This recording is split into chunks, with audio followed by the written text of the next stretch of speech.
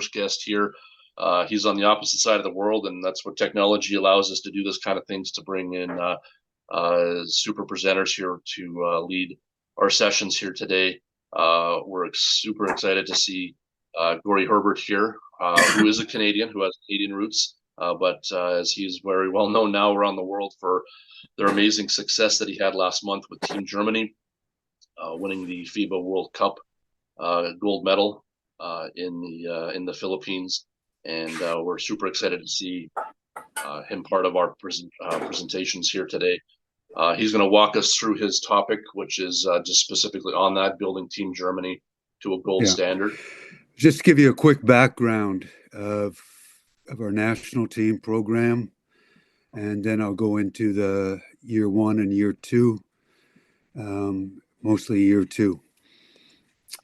Just a background, I do everything in threes. So everything I say is more or less in threes. When I took the job, we talked about three things. First of all, wanted our players to make a 3-year commitment. I think with the national team program, continuity is very, very important because you have such a short preparation time. Second thing was we wanted to medal, get to the podium every summer. When I said this in the press conference in Germany, a lot of people laughed, a lot of press made remarks about this. But I think you have to talk about what you want to accomplish. I think the soccer coach in Canada, Herdman, talked about getting to the World Cup a few years ago when he coached the Canadian soccer team. A lot of people didn't really think he could do that or the team could do that, and they did that. So, we talked about through the press to our players what we want to accomplish with the national team in the next 3 years. The third thing we did was we wanted to create a team identity. And you can have different types of identities. You can have a measurable or unmeasurable. I usually do an unmeasurable identity. And for me, that's three things. What we feel as a team and as players, and what the outside sees. And if you look at any real good team, it doesn't matter what sport. You can look at the Philadelphia Flyers way back in the day. They had a team identity. San Antonio Spurs, a team identity. Look at any real good team, they have a team identity. So that's one thing we really tried to, or we have, and we've continued to build on it, is our team identity. With the national team, believe in three things. And I took this a lot from Coach Detman about 22 years ago, coach of the Finnish team, building the Finnish program. One, develop relationships. And when I got the job, I met with about 35 to 42, 43 players individually in year one. Just individual talks, dinner, coffee, different things, just to meet players, develop a relationship. Two, get the best players to commit. There's a difference between play and commit. Play, they might show up whenever. Commit, they're going to show up on time, set the example of what needs to be done. And third, you need your players to show up to camp in shape. You have a very short preparation time. With a club team in Europe, you got 5 weeks before you play your first game. With the national team, we're talking about 18, 19 days. And that includes like a 4 to 5 day training camp before you start to play your first game.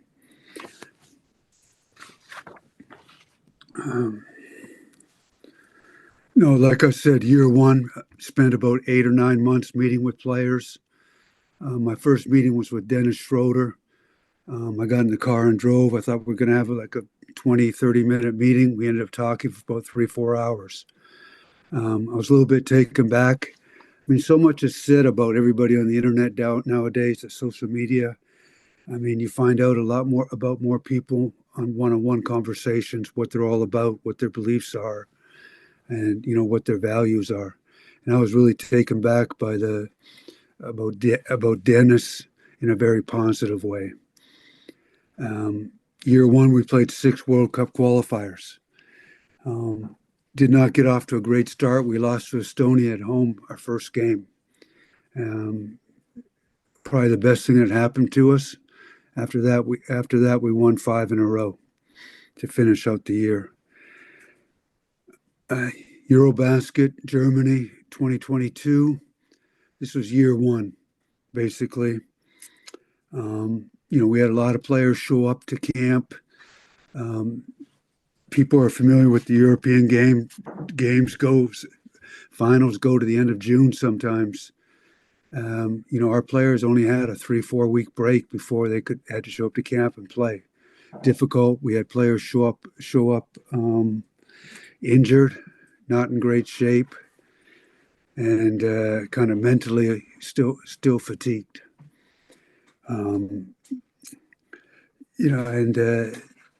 I had to make a tough decision that summer. I cut Robin Benzing, a captain who had made a commitment all these years and had done an outstanding job. And I cut him, and I made Dennis Schroeder the captain, Johannes Folkman the second captain. Tough decision. But sometimes you got to do what you think is best for the team, or you do what is best for the team, but unfortunately it affects the individual. And I just thought coming in, I wanted a different direction, new leadership. I wanted to create a little bit different culture.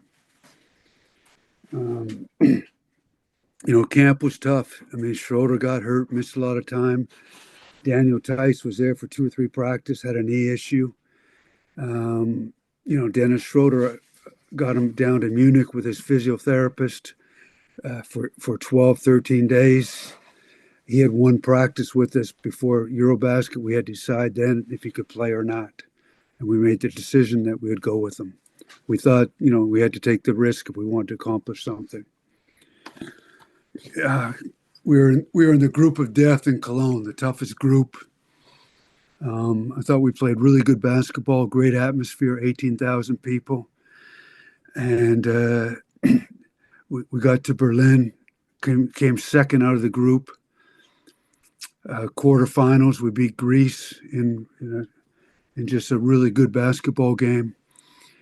I thought then, a lot of people told us that, we were the best team in Europe up to then in this Eurobasket. I thought then we let things slip. As a coach, one of the biggest things is you got to, complacency, you can't let it slip. And I thought I did let it slip a little bit. Or all the recognition around the team at that time. We played Spain in the semifinals. Tough game. Spain's, they have Coach Scarliola, in my opinion, not only one of the best coaches in the world, but the best national team coach over the last 15, 20 years. We lost, did not play well, in my opinion. Getting that team ready for the bronze medal game was one of the toughest things I ever went through as a coach. The players were so down, and bringing them back 35 hours later to play for the bronze medal was extremely difficult. And, somehow we found a way. I don't think we played great, but we found a way and came out of there with the bronze. Even with that, I think you could say we were somewhat disappointed, because I thought for the most part we were the best team there.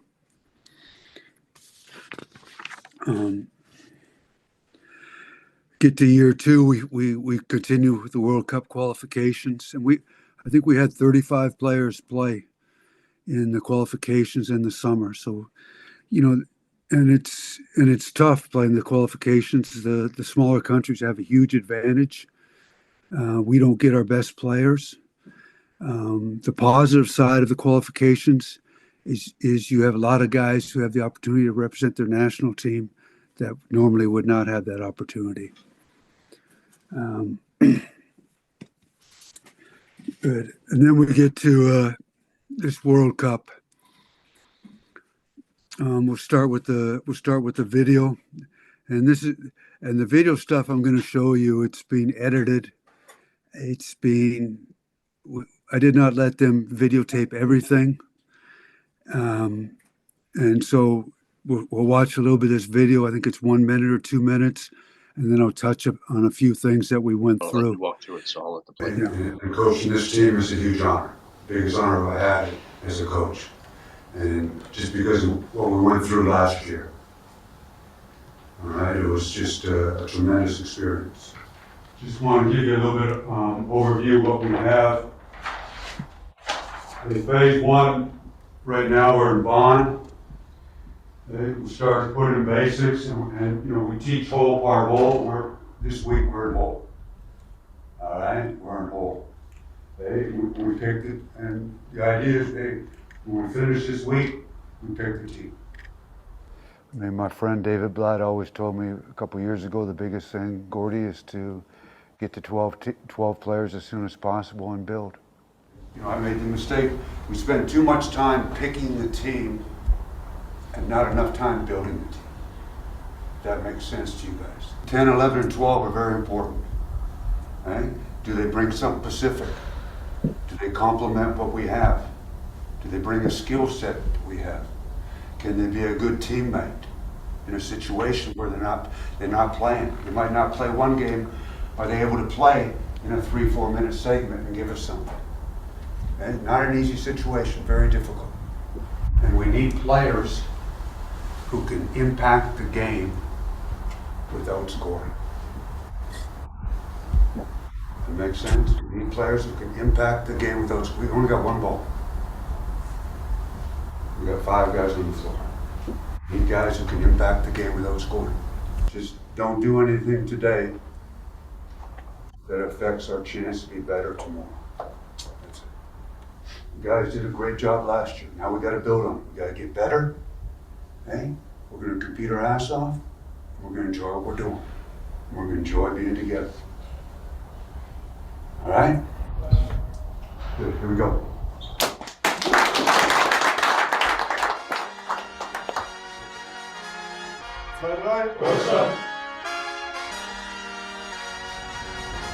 Yesterday. Hey, good.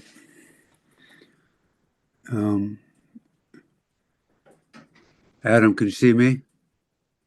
Yep, carry on. Okay, good. So I'm just going to touch about, this is our first meeting, and really important that we set the tone about what we're going to do, what we're going to accomplish, how we're going to do things. We talk about 3 phases all the time. First phase, we're picking the team, but we're also talking about our offensive concepts and putting in our base plays. And we do that, there's 2 ways to teach, whole, part whole, or part whole. We teach this first 4 or 5 days of this phase 1 all in whole. Second phase is building the team. And we build the team. We're down to 14 players. We got to cut 2 more players. And then we got it, and it's about building the team. We get into goals, performance goals, identity, roles, different things. We spend a lot of time now building the team. Phase 3 is the competition phase. Now we got to Japan. Now we're playing, and in my opinion, the most important phase we go through is phase 2, where we build the team. If you don't build the team, you're not going to be successful in phase 3. The other thing we talked about was, in the past, I think in my first year also, we spent so much time, and was with Canada, we spent so much time picking the team and not building the team. And, David Blatt told me a few years ago, get to 12 players as soon as possible and build the team. So that's what we try to do. But we try to be fair that for the players we bring in, we're in a 4-day training camp, and we at least play 1 game with them. We talk about players 10, 11, and 12. Extremely important. And when I played with the Canadian national team, that's where I was. So I know how difficult it is. And, we want players who are Pacific, who complement what we have and can produce something in maybe 3-4 minutes. We always say the 12 best players will not make the team. And it was true. It was true in this situation also. We need players who can impact the game without scoring. Really, really important. And, we like to have 2 players on the floor at one time minimum who can create their own and create for others. We like to have 2 players on the floor minimum that can impact the game without scoring. I talked about rules there. I just talked about the third one. I'm not big on a lot of rules. I'm not gonna babysit. I'm not gonna police things. Guys are adults. I have no trouble with guys going and having a beer or going to have some wine or different situations like that. I have zero issues with it. I just say 3 things for the rules. And be on time. Be a pro. Don't do anything today that affects us. Don't do anything today that affects us being better tomorrow. Okay? 3 things. With the national team, we can't waste a day. We got very short preparation time. And I think with the national team, we only had 8 practices in the whole preparation time, 8 practices where we did that were not a practice before the game or day of the game. 8 practices is not very much. What you did not see in this video that we talked about,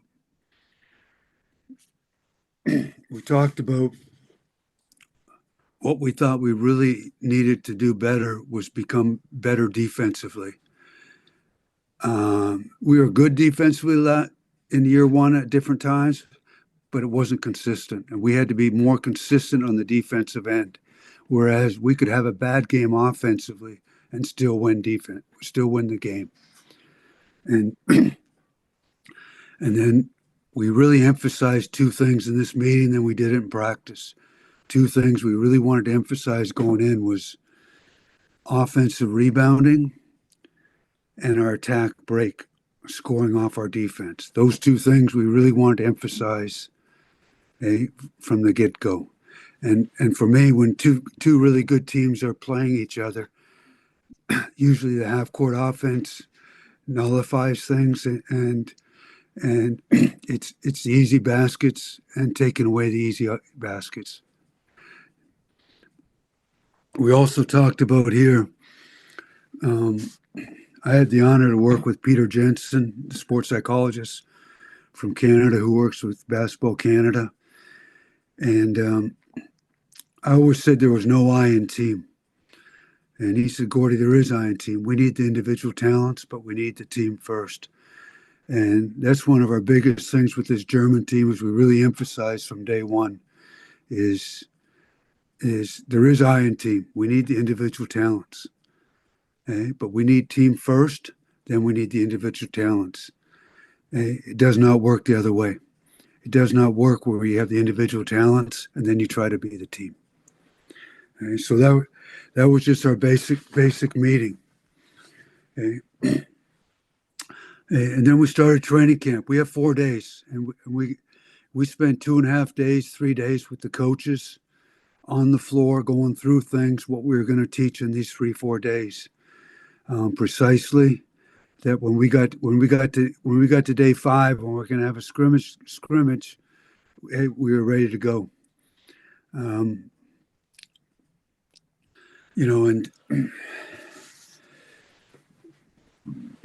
the biggest thing for us first 2 practices were offensive concepts.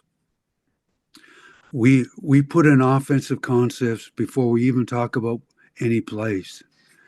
And we do it in a whole situation just because of the time factor. So we go 4-on-0, and we're talking about our angles and spacing, our paint touches, our player movement, and passing the basketball. For me, passing has become a lost art. I mean, we really focus on moving the ball, no soft passes. The ball's got to move. Okay? And when we put in our offensive concepts, we're also talking about our offensive rebounding, where we're rebounding from, and the start of our defensive transition, where it begins. And so we do this 4-on-0, then we go 5-on-0. 5-on-0, we do without ball screens, we do with ball screens. We do our spacing in the post. And then the 5-on-0, we work against the hard show, the trap, the ice, switching. We spend a lot of time against switching, what we do over 10 seconds, what we do under 10 seconds. Over 10 seconds, hey, we try to get the ball back to the single side and punish them inside. Or we get the ball to the opposite slot and go front rim, get the ball inside. Hey, under 10 seconds, we're running a ghost with a duck in. Hard duck in to create spacing out of the corners. And looking to get the ball to the paint. And then we obviously work against flat and drop. Okay, so we've done all our offensive concepts. Now we put in 3 plays. And this comes on day 2 in the morning. It's the only day we went twice during the whole campaign. I think with NBA guys, EuroLeague guys, if you go once and you do it well, I think you get a lot more accomplished. So we put in 3 plays, plus what we do after an offensive rebound. After an offensive rebound, our concept is we got 3-4 seconds. 1, we got a quick putback. 2, we turn, we come behind, we swing the ball, we're looking for a 3. And if not, we're setting up into a high fist or a horn situation. At 9 seconds, 8 seconds, we're going to be organized. Yeah.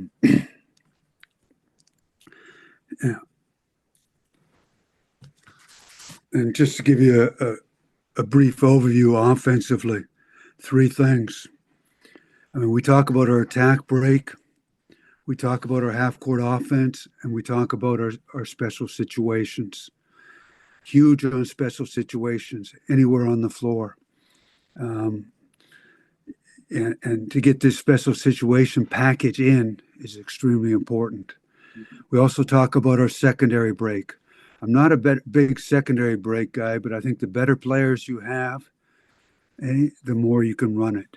And we did run it. We ran an open corner secondary with a flat screen, pick and fade, or we also ran a hook screen with a pick and fade out to the 3-point line. So, and it was good with our point guards, and all our bigs could shoot the ball. So it was pretty good for what we had. Offensively, we really emphasize 3 things. 1, we start properly. 2, we stay organized. 3, advantage, we get out, and now we're playing with our concepts. We're playing basketball. Okay? And with that being said, our thing is we decide when we get out of our structure, not the defense. That's our goal. And we really focus on what we do before we shoot the ball and what we do after we shoot the ball. Okay? And to get good shots, we focus on doing little things great.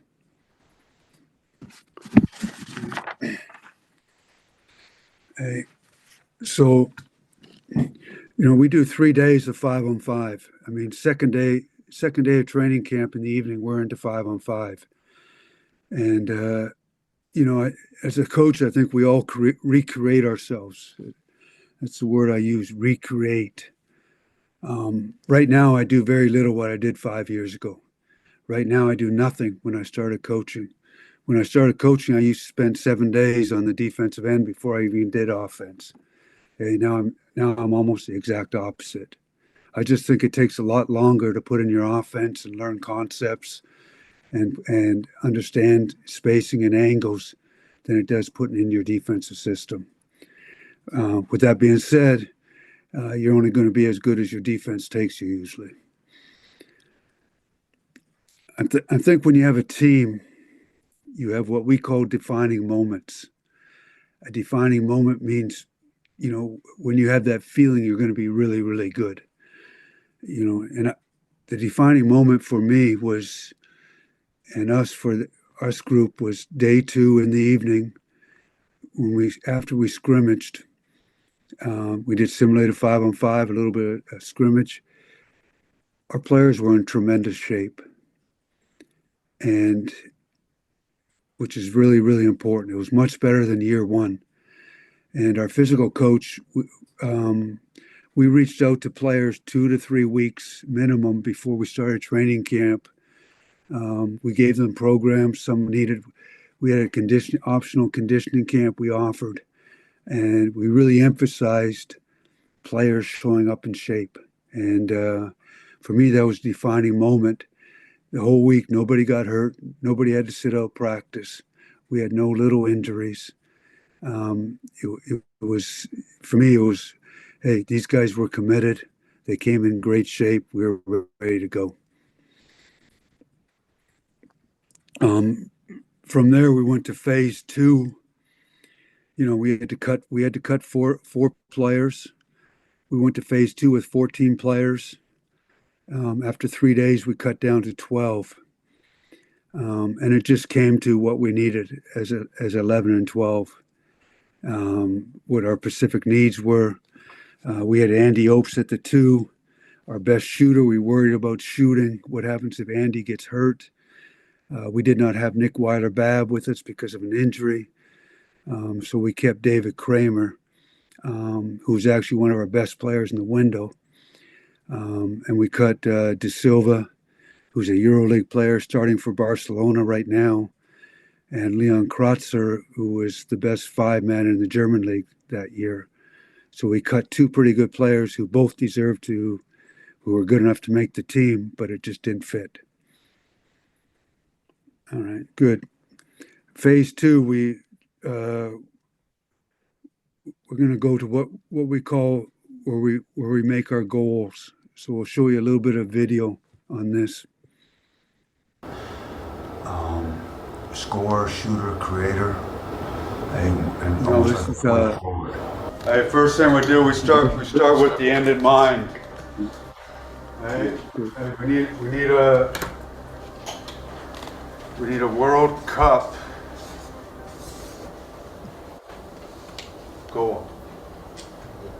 Ich denke, dass so Meetings auch auf jeden Fall psychologische Einflüsse hat auf die Mannschaft. Joe.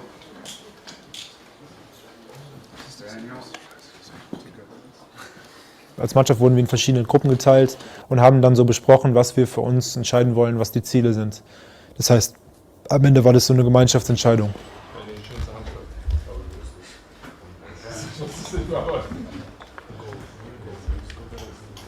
Ja, ich glaube, wir haben einfach darüber gesprochen, was wir erreichen wollen, was natürlich auch möglich ist und wie wir diese Ziele erreichen können.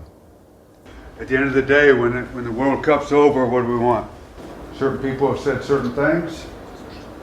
All right? But what do we want? Goals have to be measurable. You got to be able to look at it and say, yes, we did it, or no, we didn't do it. Das ist schon das Ziel, sage ich mal. Oder ist das nicht das Ziel? So wie letztes Jahr. Ich glaube, wenn man...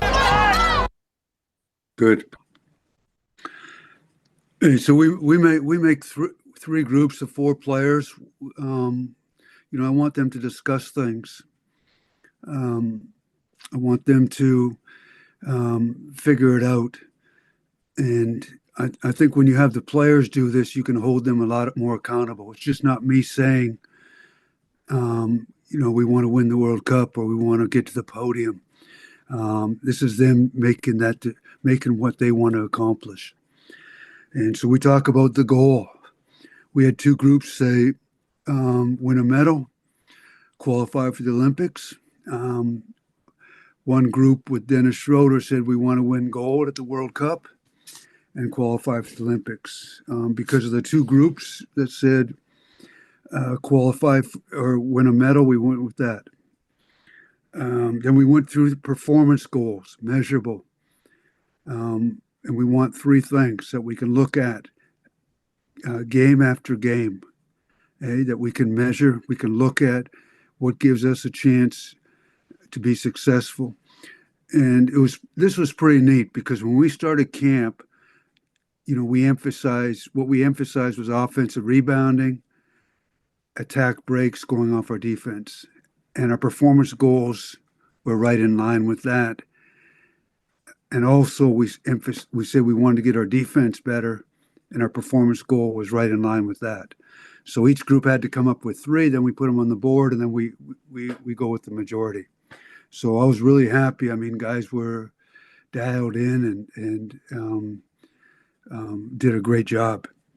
The next thing we did in this group was we came up with a team identity. And we look at different areas with the identity. And like I said before, identity is what we feel as a group and what the outside sees.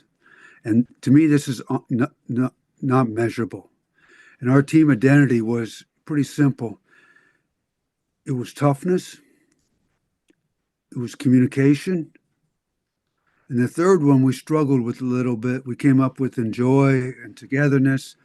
And then one player, Niels Giffey, said, hey, no, let's go with enjoy togetherness, which was really good. So our team identity was toughness, communication, enjoy togetherness.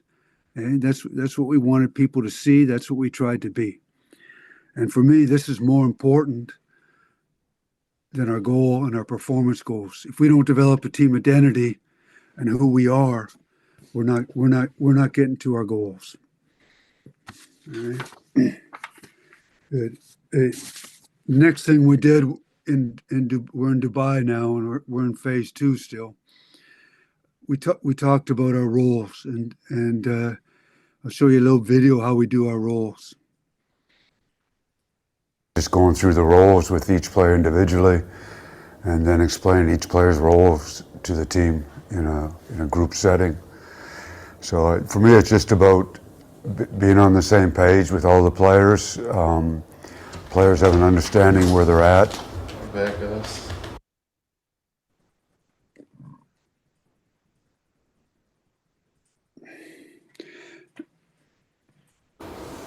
Shooter, rebounder, passer, extremely high IQ. Okay. And you got a locker room. It's really important too. You keep us together. This and that. If things go off a little bit, we got to stay together on the floor. We got to stay together. We got to practice a little bit different. We go at each other, but we're in that locker room. We go on the floor. We got to be one. You know, we're gonna have some ups and downs in games. Right? We got to be one. More or less in these individual meetings, it was more about, hey, this is your role. It's our job, my job as a coach, our job as coaches, to make them understand that and how important that is for our team going forward. That's it. Right here? Right there. That's the death seat right there. Awesome. Brett's been pretty good. We might try to get you in with that second unit a little bit. Scorer, shooter, creator, and almost like a point forward. Hey, first thing we do, we start with the end in mind. All right. Hey, good. Hey, so what I do with these individual roles, I meet with each player individually. I go through the roles, I talk about expectations. I might talk about what they're doing really well, what they need to improve on also, and just to have that conversation with them. And it's like ask my players. I said, hey, can I be honest with you? Are you coachable? I'll just be straightforward with them. Right here, you saw a little bit with Joe Folkman, who's really our outstanding basketball IQ, a glue guy for us. He sacrificed a lot, and just to be within that role, and then Franz Wagner there. These two guys and Dennis agreed to have the parts videotaped for the media.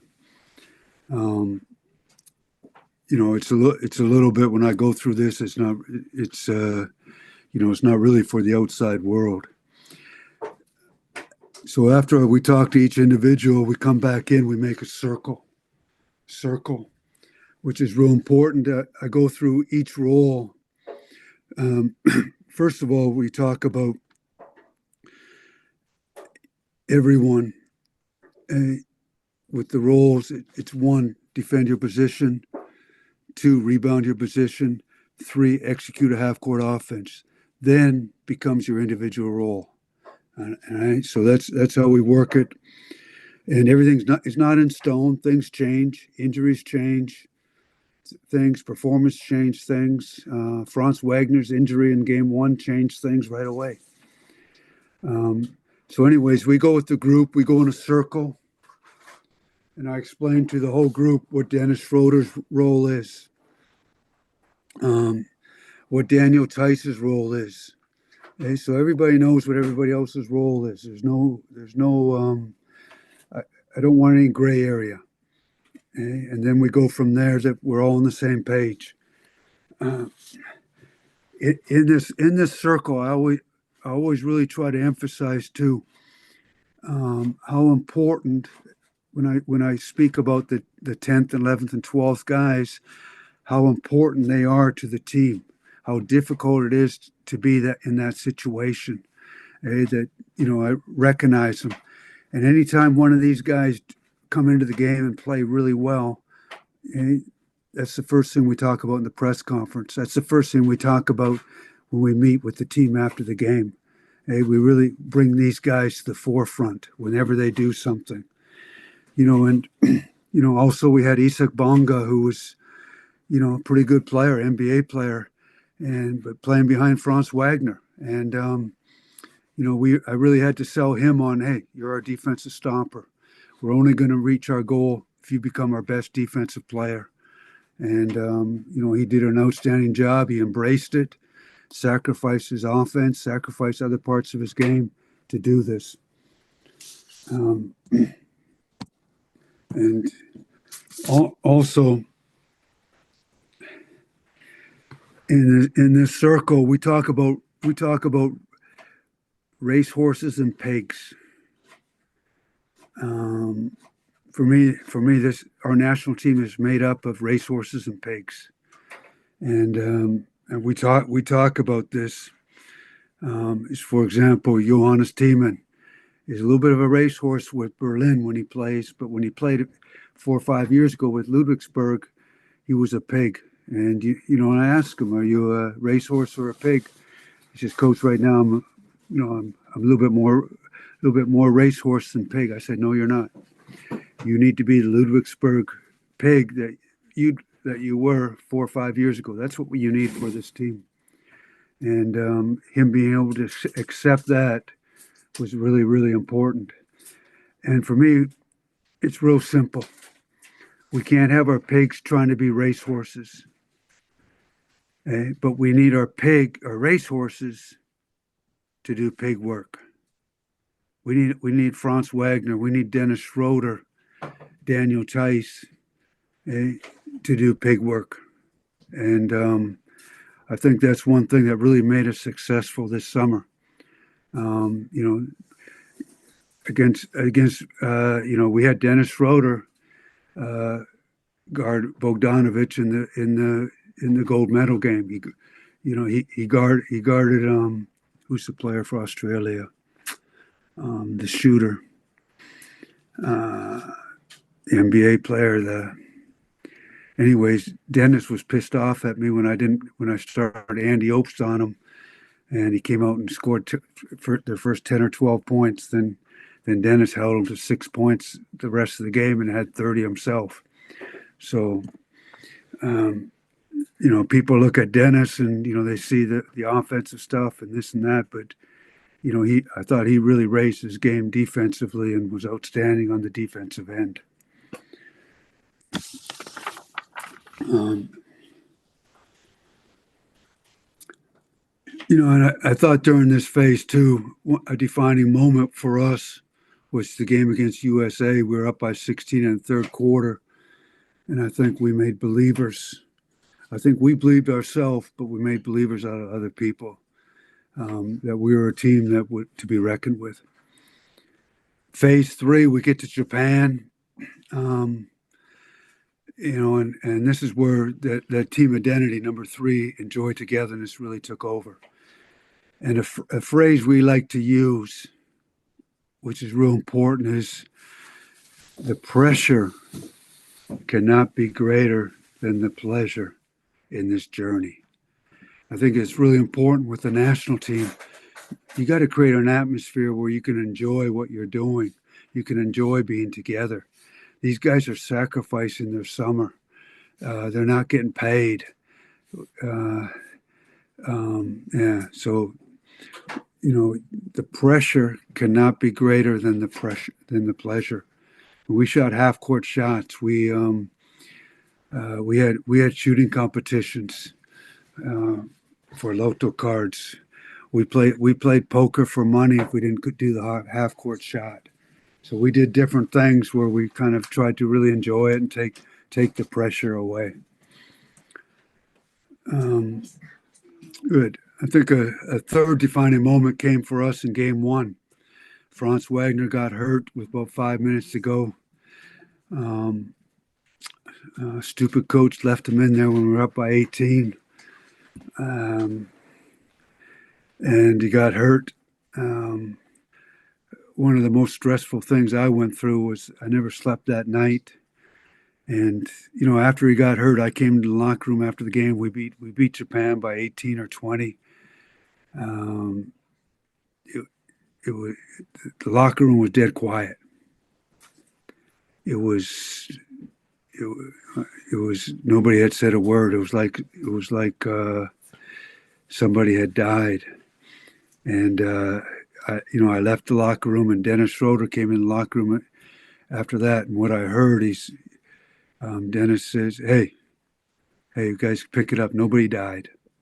It was a pretty good example of leadership.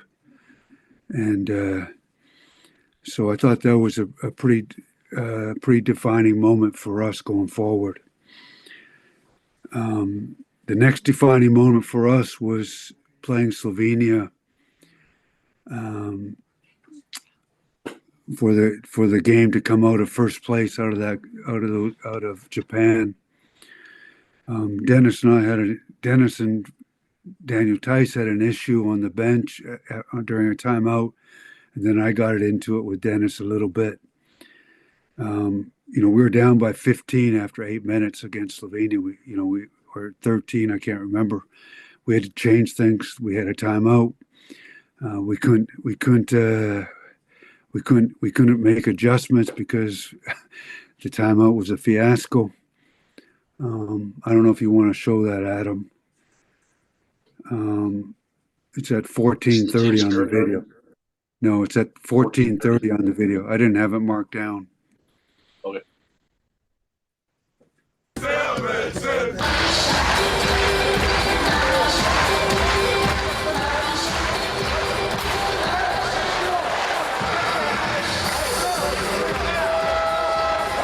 All right, that's good.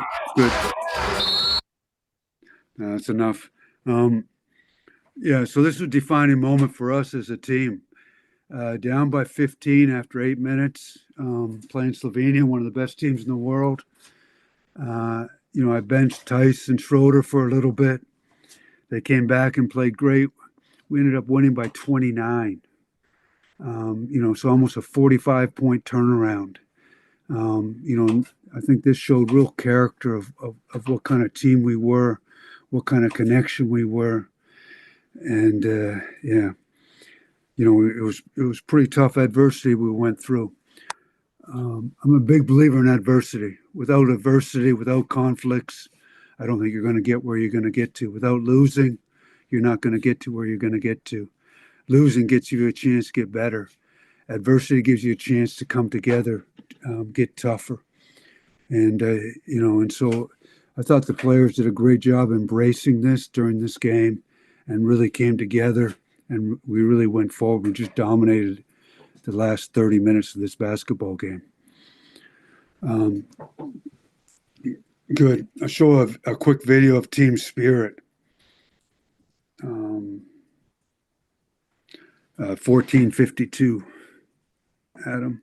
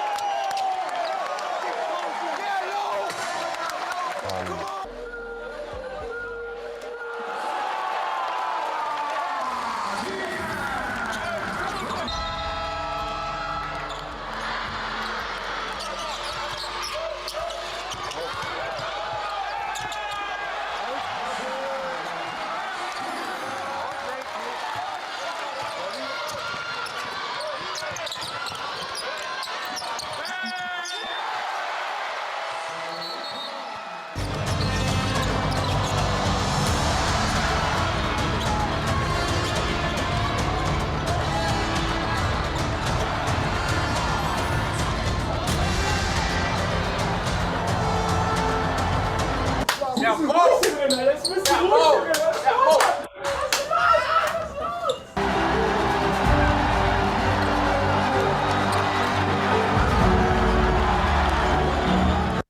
And coaching this team is a huge. Yeah, that's. I think the purpose of that was if you saw our bench, how much they supported each other, and one of the biggest thing with this team is we talked about commitment a lot, but even more important, they cared about each other, and they put their egos aside, a lot of them, and played. Niels Giffey, 31 years old, hardly played some games, didn't play some games. It's plays in the EuroLeague, and he a great teammate. So if you watched our bench during that session, you could see how connected we were as a team. Just show you pre-game speech before the gold medal game.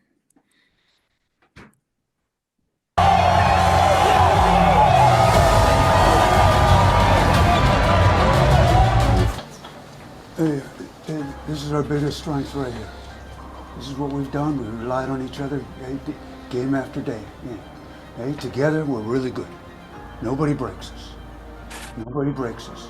We've gone one day at a time, one game at a time. All right, good. Step back. Hey, this is not us. This is not us. And one thing, hey, we got an interesting text today from a little bit of surprise from Chancellor Schultz. All right, commenting about, hey, what a great team we are, how we've represented the country so well, hey, being so unified. If I understood my German right. All right, hey, here we go. Hey, we're coming out here as champions tonight. We're going to do it together, one possession at a time. Hey, biggest thing, hey, we're going to enjoy the moment. Enjoy the moment, live the moment. Hey, we're going to be tough as hell. All right? Go on 3. 1, 2, 3. Go. Come on, man. Come on. Yeah, my thing with before the game speeches is, we don't go through much about the X and O's anymore, this and that. We just review, we condense things, go through maybe 3 different things we're going to really focus on. Hey, but more of it's, hey, coming out and playing together, playing as a team, and we do different things, just connecting, because that's how we want to be, connecting, and connected out on the floor. Good. We can just show a little bit of the celebration of the joy after we won the gold.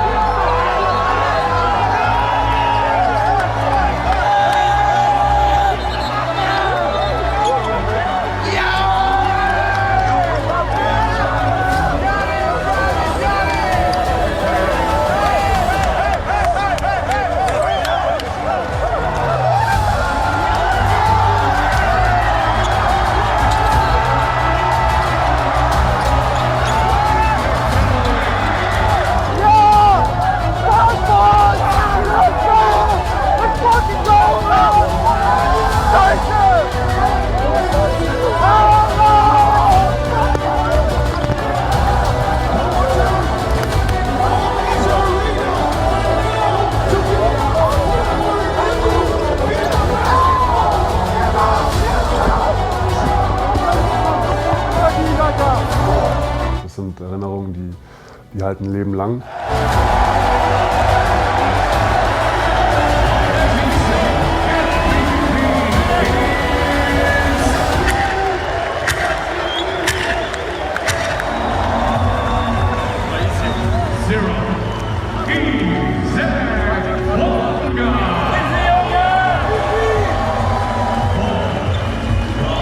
Einfach ein cooles Gefühl, als wirklich so als Family zusammenzustehen.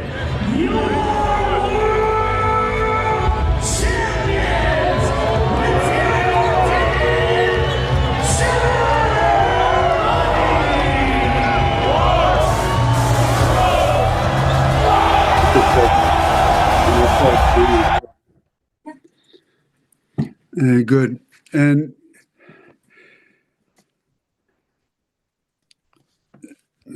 yeah, it's we just showed the end of the locker room speech.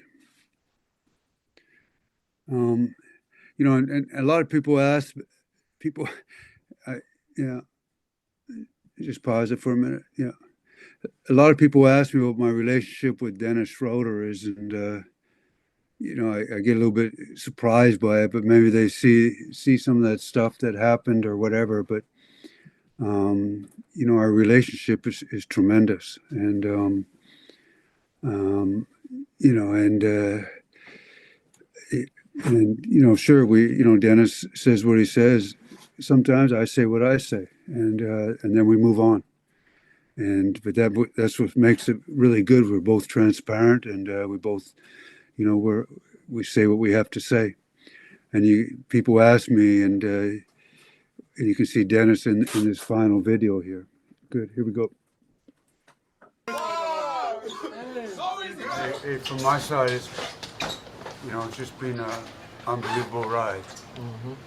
All right, I mean, just the people involved, the competitiveness, the trust and respect we develop within.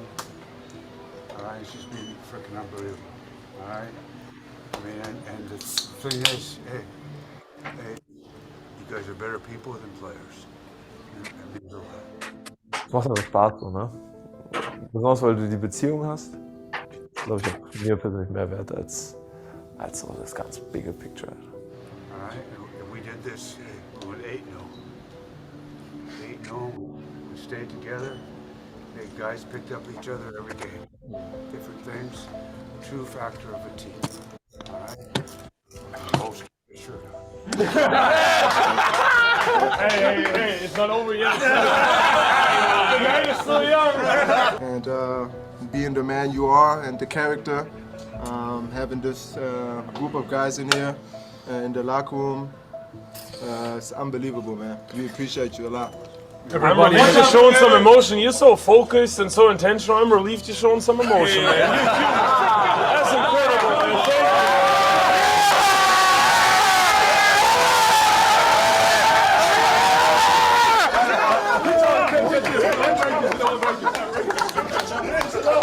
Thank you. Hey.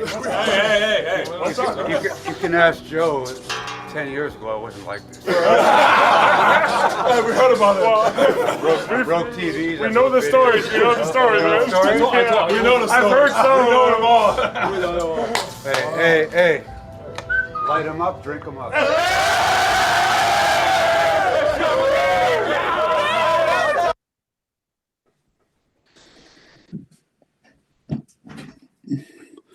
Yeah, I mean, it was just, you know, we talked about, you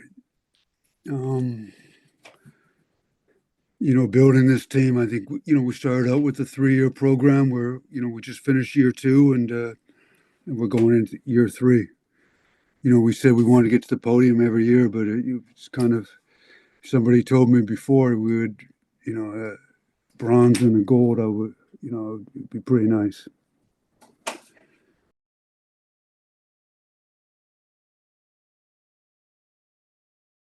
Could you cover more details on the open corner secondary concepts? Yeah, our attack break was we wanted to fill both corners. Our open corner is what, you know, we could run off a slow fast break or after a made basket.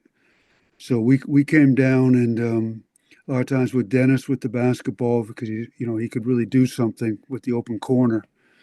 And our big guy, if he was low, would come up and set a hook screen. So it's almost a hook screen with his back to the basket. And then a lot of times he would pick and fade. Our other big would dive, and we would swing the ball to the second side. A lot of times we could pin second side or go back door, real basic, the old Lithuanian stuff. Or we could come down and we also ran a pick and fade off the open corner. Off the attack break, we tried to we ran a lot of front rim stuff, or swing the ball, get the ball from one side to the other. We also ran what we call an X screen, where we don't really screen. We're just running, instead of a drag screen, we could run an X. And just to cause confusion and try to get our point guard going downhill. And with the X screen, it could also turn into an X pin, where we would exit and pin the guy in the corner. So, yeah, so the open corner is just the old Lithuanian play. Again, I'm not real big on secondary. I truly believe attack or set up and control, and then that you get into the two modes, where you're attack mode or you're a control mode.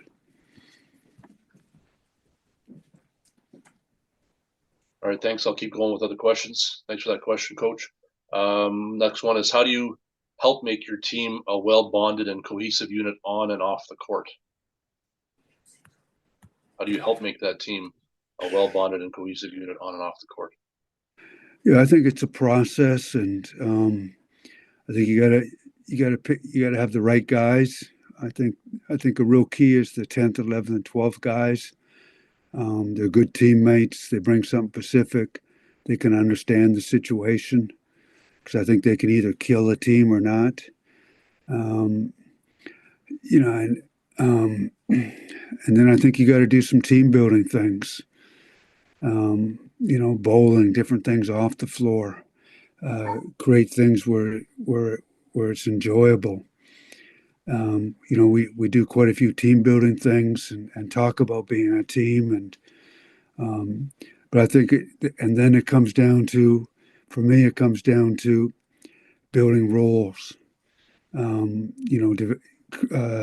Establishing those roles on your team and what each person's role is within the team. And also I didn't talk about it now, but I also say, write down the 3 best things you can do. They write down the 3 best things, and I say put a line through number 3, and put one of our identities there, what you bring to the team.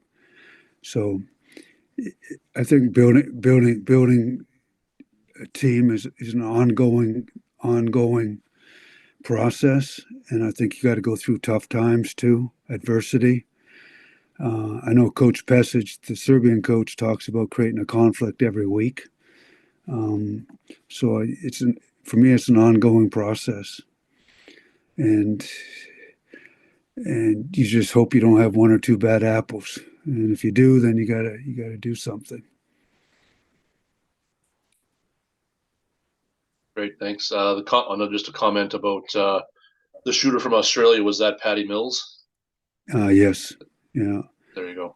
Okay, Yeah. just a comment added by one of the I'm not sure I could forget his name, but I think he came out and had 12 of their first 14 points, and Dennis came to me on the bench and said, "Coach, I told you I wanted to guard him." I mean, so Dennis guarded him the rest of the game. All right, next question we have for you coaches. You shared a bunch of player roles, types of people. I wonder if there are types of roles that you feel are critical. Examples are the glue guy, locker room leader, guy that leads social events, hard worker, lunchbox worker, go-to scorer, joker, caring helper? Share a little bit about the types of roles that you find are critical. Yeah, I mean, absolutely. I mean, everybody talks about your two or three best players, and but you got to go down the line. I mean, Joe Folkman was a basketball IQ connected guy with us. He kept the team together. He he did little things great. And Isak Bonga came in, was our defensive stopper. Mo Wagner, completely different personality than his brother, very outgoing, very positive, unbelievable energy, enthusiasm in the locker room. And just brings a different personality to the group. And you have all those different personalities coming together, as one. And I think it helps when you have different personalities and different roles within the group. But for me, it's really important that your best players get a lot of the publicity, a lot of the press, but you really bring out the players at the bottom of the roster, the 10, 11, and 12th guys when they do stuff great, when guys come off the bench and they do things great. Our bench, when we played a 9-man rotation or 10-man rotation, our bench outscored our starters in 2 or 3 of the games. So we really tried to bring, really stress, came out with that with the press and in the locker room, how important they were, how well they played.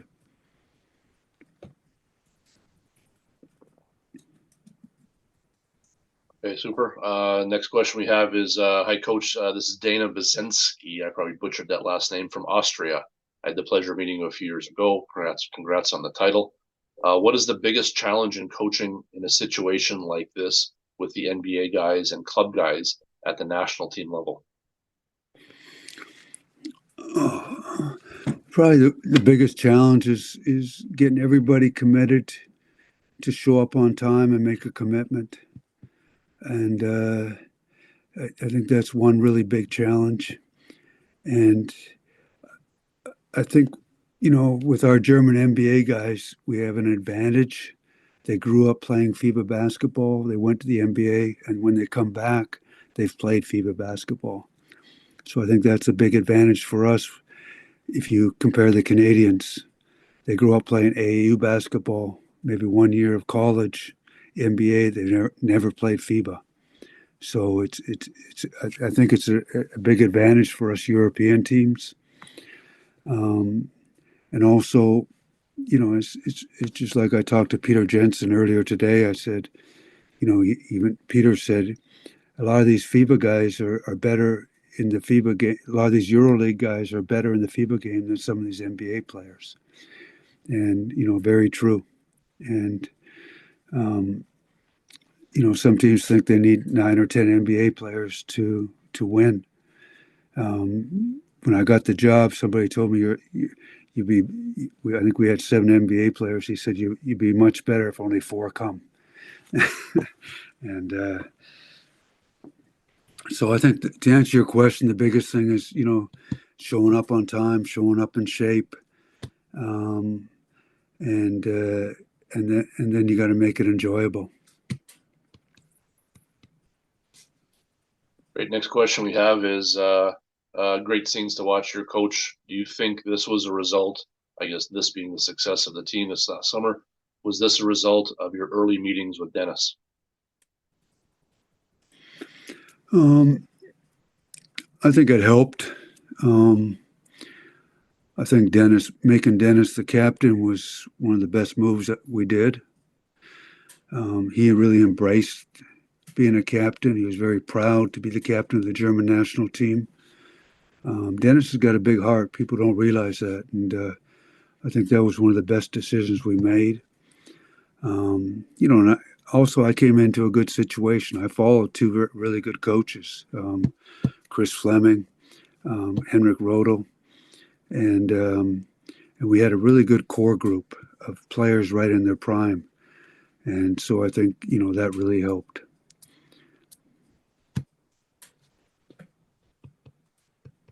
All right, here's the next question, Coach. Can you share a little bit about how you feel, all those kind of things that you shared to the team and individual players, and the kind of things that the players said to you? How do you feel that those words landed on the players if a team does not end with a championship or a great season such as the one you had this summer? Yeah, I mean, it's a tough question. I mean, we won bronze, we won gold, so I really haven't been in that situation with this team. But I know they had a bad experience in 2019, the German team. And we live in a world where it's with the social media is very negative. When stuff happens, it just gets overblown and talked about.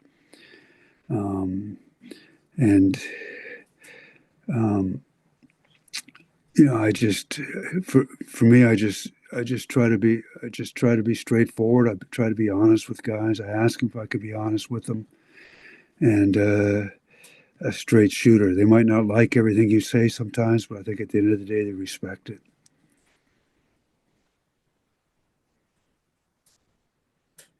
Okay, we're cutting close to our end here, so I'm going to just go with some of the questions here that have a couple of thumbs up next to them. That'll just shows that a few other people have the same kind of question in mind.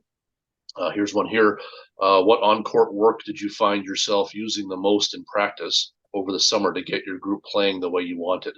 Were there some go-to things that you kept coming back to? I think the offensive concepts were real important, that we get the spacing and angles that we wanted, ball movement. We really stressed paint touches, and the analytics showed every time we got a paint touch. And we really we really stressed paint presence. And what I mean by that is front rim run, deep catches, paint presence off the dribble, paint presence off the offensive rebounds. So we really emphasize that. As we went on, we really focused. We started with the offensive stuff, and then we really focused on the defensive stuff. I think one of the biggest things we focused on was our defensive switching and working offensively against the switches. Those two things were huge in practice. All right, next question we have is, in light of having a short overall prep time and to the point you made about getting defensive concepts in later on the creation of the team, what type of offensive tendencies, actions did you feel was toughest for your team to deal with defensively? I still think it's a good question. I mean, our pick and roll is the toughest thing to guard.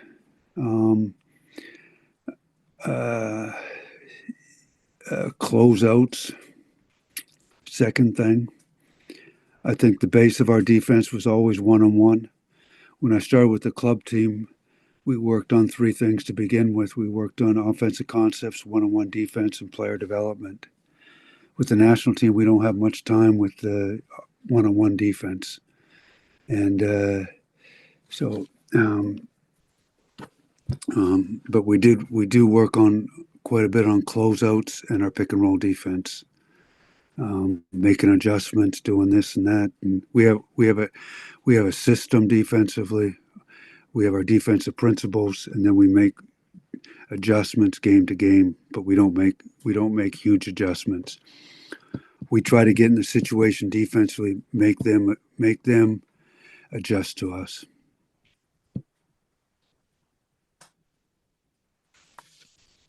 Okay, next question we have is, what are your concrete rules for transition breakout? Yeah, it's a good question. We call our attack break. 4 or 5 gets the rebound. We have a point guard outlet. When that outlet's made, we want 3 guys at half court running, sprinting. We talk about the first 2 or 3 steps. This is where we win the break. 2 or 3 who gets the rebound, straight push. We don't need the outlet. 4, if he can push it, same thing. Turnover, we call it a fire drill. We don't have an outlet. We don't come back. We sprint. Whoever has the ball, take 1 or 2 dribbles. We get it ahead. We're looking in attack mode. Fire drill. So those are the things we focus on our attack break.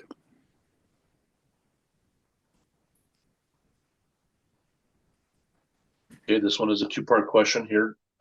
First question was, or is, what are some of the specific team building things that you did with this group?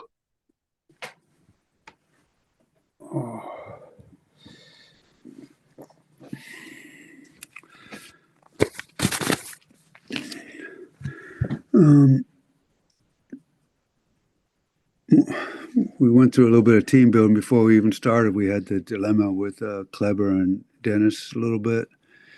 That was a little bit of a team building. Excuse me. What I've done, I didn't do everything this time just because of the period we have. I like to go out for team dinners, have the group together. We also do like a circle where we say 2 or 3 great things about the person on our left, what he brings to the team, what kind of person it is. It could be different things, very positive. We also have a fake press conference about, we won the gold. We have a couple guys up there answering questions, how we got there, how we did it, what was the key to us winning the gold. So there's different things you can do. I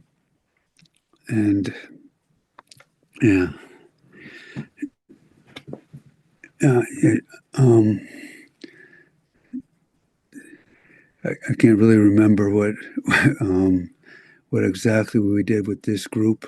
Okay,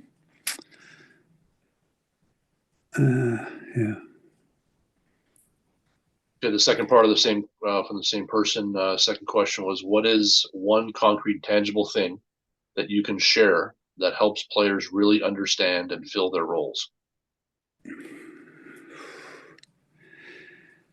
I just think you got to stress how important it is.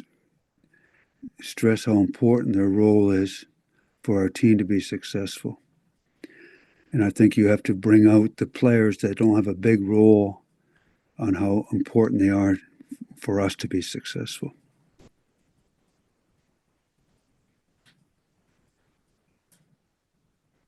All right, last couple here, Coach, and we're coming up to bottom of the hour here. Got a few last ones, and we'll wrap things up. Strategically, what was the biggest difference planning for USA versus Serbia in terms of style of play? A big difference. USA came down and ran one action and played one-on-one a lot of times. We had to really, we talked about, either in our defense, either we're in a deny stance or in an open stance. We really had to be what we call open, showing length, and really try to keep the ball out of the key, and no direct line drives. With Serbia, more of a European style game, and with it's just a matter of with Serbia, we don't want to overhelp.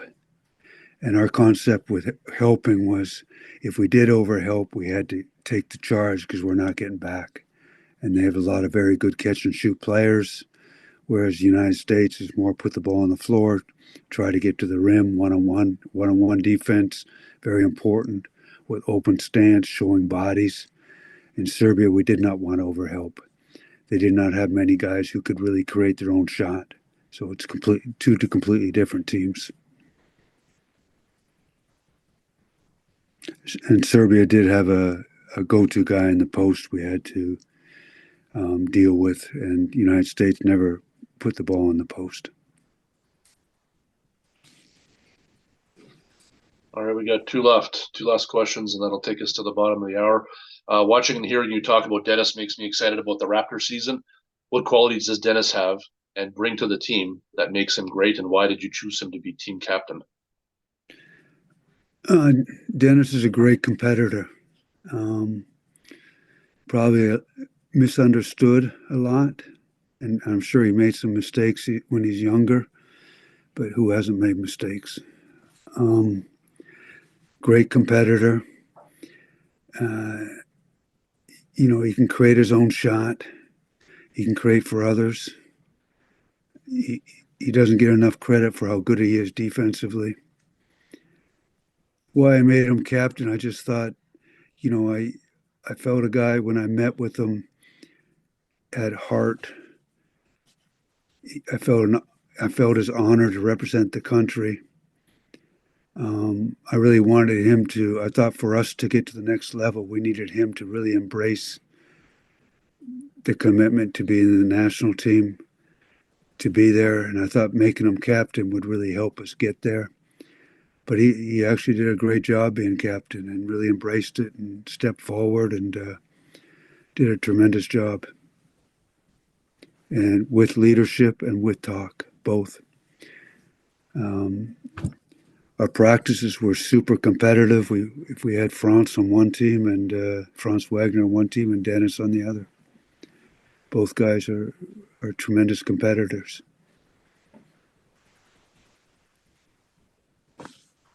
Great. Last question we've got. It's more of a general one on about Team Canada. And also, just so you're aware, Mike Meeks, our next presenter, is on and he's listening. So just so you know what that you have years out there from Canada, of course, Team Canada. So it's a homer question. It says, homer question here, but what do you think of Canada's chances in the Olympics? Mike should answer that one. I actually think I think the Olympics next year is going to be one of the greatest spectacles for basketball.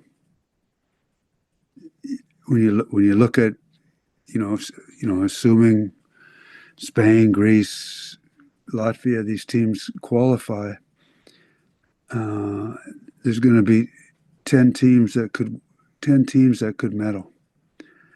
It has a chance to be one of the best basketball tournaments ever. And Canada's chances, I think it's, you got to quarterfinals, you got to play a great game, semifinals. Quarterfinals are one of the toughest games to play. I think Canada's NBA guys got a real good taste of FIBA this last World Cup. I think they have a chance to be better. Maybe Murray's there. With Murray and Shea, they have a chance to be, the best backcourt in the world. So, but I also think, Serbia is going to be better. I think we're going to be better. United States will be better. Australia will be better. It has a chance to be an outstanding tournament.